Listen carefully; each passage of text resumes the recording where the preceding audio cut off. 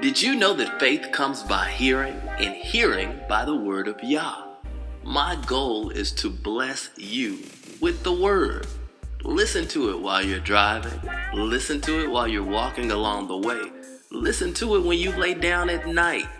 Listen to the Word. Genesis chapter 47 verse 28 through chapter 50 verse 26. Yaakov lived in the land of Egypt 17 years. Thus Yaakov lived to be 147 years old. The time came when Israel was approaching death, so he called for his son Joseph and said to him, "If you truly love me, please put your hand under my thigh and pledge that out of consideration for me, you will not bury me in Egypt.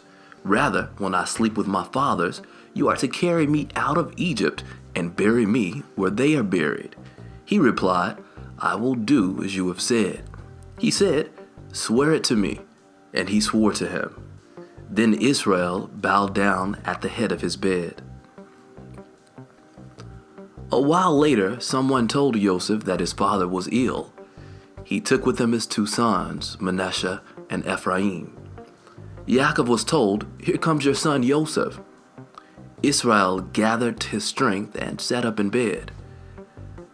Yaakov said to Joseph, "El Shaddai appeared to me at Luz in the land of Canaan and blessed me, saying to me, I will make you fruitful and numerous. I will make of you a group of peoples, and I will give this land to your descendants to possess forever. Now your two sons who were born to you in the land of Egypt before I came to you in Egypt are mine. Ephraim and Manasseh will be as much mine as Reuben and Shimeon are.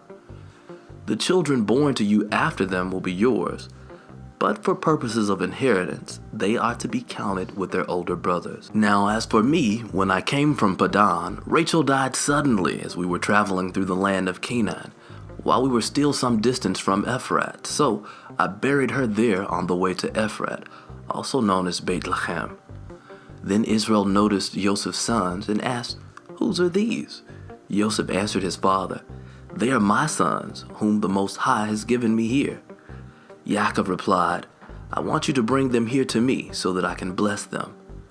Now Israel's eyes were dim with age, so that he could not see. Joseph brought his sons near to him, and he kissed them and embraced them.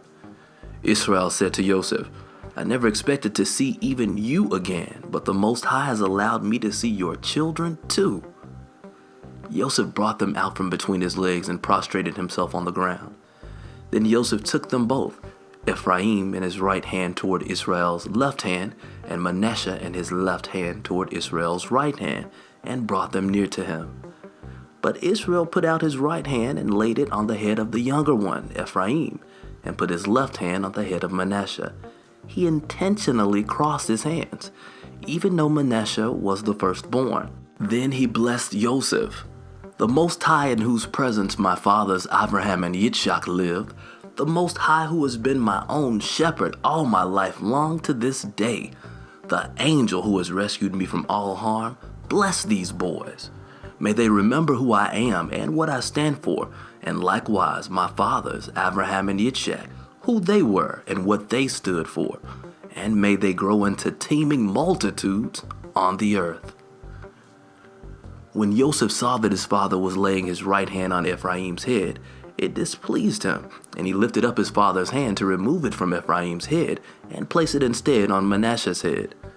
Joseph said to his father, "Don't do it that way, my father, for this one is the firstborn. Put your right hand on his head." But his father refused and said, "I know that, my son, I know it. He too will become a people, and he too will be great. Nevertheless, his younger brother will be greater than he, and his descendants will grow into many nations." Then he added this blessing on them that day. "Israel will speak of you in their own blessings by saying, May the Most High make you like Ephraim and Manasseh." Thus he put Ephraim ahead of Manasseh. Israel then said to Joseph, "You see that I am dying, but the Most High will be with you and will bring you back to the land of your ancestors. Moreover, I am giving to you a Shechem, shoulder, ridge, share, city of Shechem, more than to your brothers. I captured it from the Amorite with my sword and bow.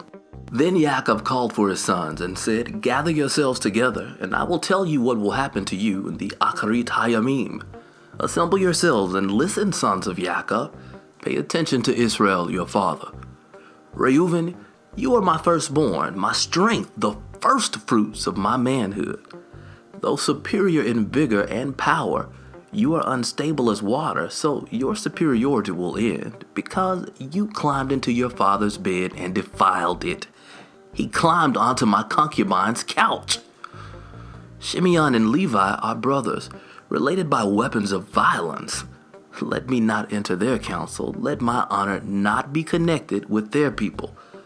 For in their anger they killed men, and at their whim they maimed cattle.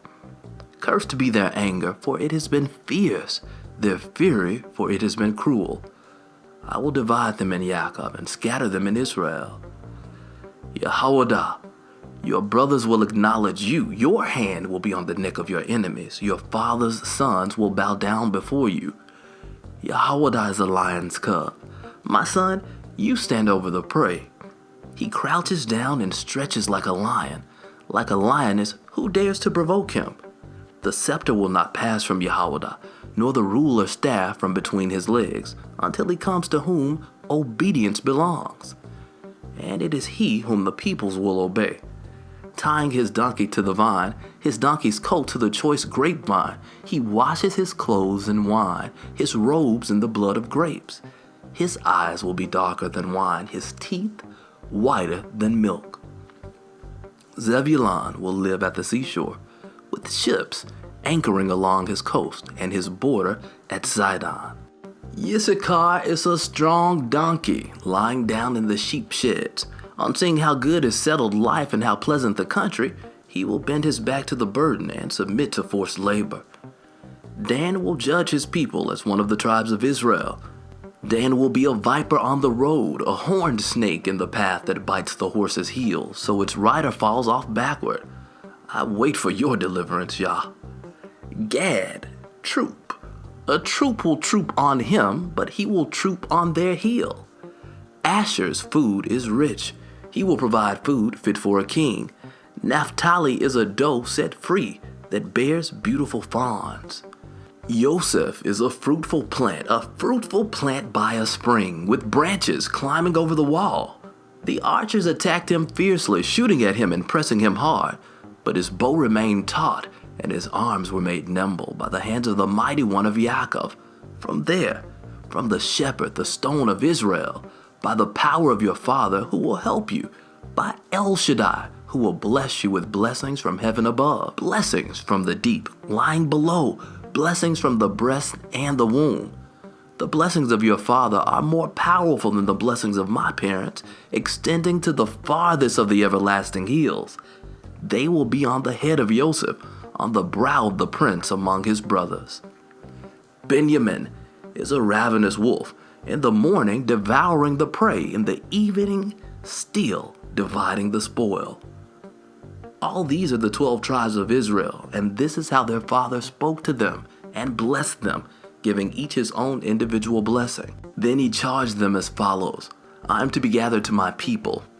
Bury me with my ancestors in the cave that is in the field of Ephron the Hittite, the cave in the field of Machpelah by Mamre, in the land of Canaan, which Abraham bought together with the field of Ephron the Hittite, as a burial place belonging to him. There they buried Abraham and his wife Sarah. There they buried Yitzchak and his wife Rivkah, and there I buried Leah. The field and the cave in it, which was purchased from the sons of Het. When Yaakov had finished charging his sons, he drew his legs up into the bed, breathed his last, and was gathered to his people. Yosef fell on his father's face, wept over him, and kissed him. Then Yosef ordered the physicians in his service to embalm his father. So the physicians embalmed Israel. 40 days were spent at this, the normal amount of time for embalming. Then the Egyptians mourned for him 70 days. When the period of mourning was over, Yosef addressed to the household of Pharaoh, I would like to ask a favor. Tell Pharaoh, my father had me swear an oath. He said, I'm going to die. You are to bury me in my grave, which I dug for myself in the land of Canaan. Therefore, I beg you, let me go up and bury my father. I will return. Pharaoh responded, Go up and bury your father as he made you swear. So Joseph went up to bury his father. With him went all Pharaoh's servants, the leaders of his household, and the leaders of the land of Egypt, along with the entire household of Joseph, his brothers, and his father's household. Only their little ones, their flocks, and their cattle did they leave in the land of Goshen. Moreover, there went up with him both chariots and horsemen. It was a very large caravan.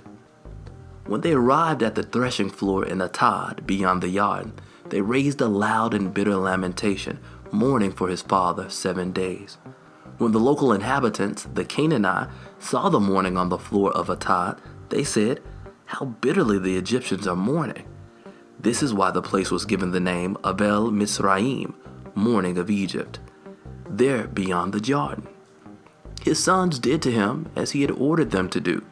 They carried him into the land of Canaan and buried him in the cave in the field of Machpelah, which Abraham had bought, along with the field, as a burial place belonging to him from Ephron the Hittite by Mamre.